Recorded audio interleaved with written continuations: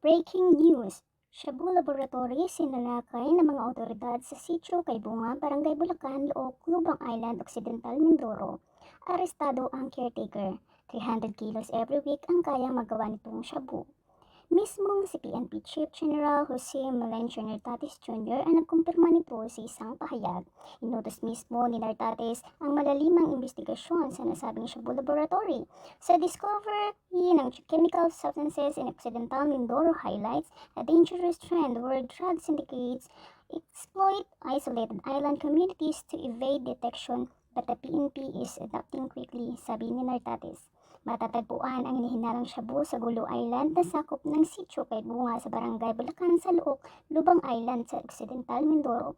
Nadiskubre ang shabu sa laboratory matapos ang isang operasyon sa Batangas kung saan isiniwalat ng mga naaresto ang laboratory sa isla ng Looc.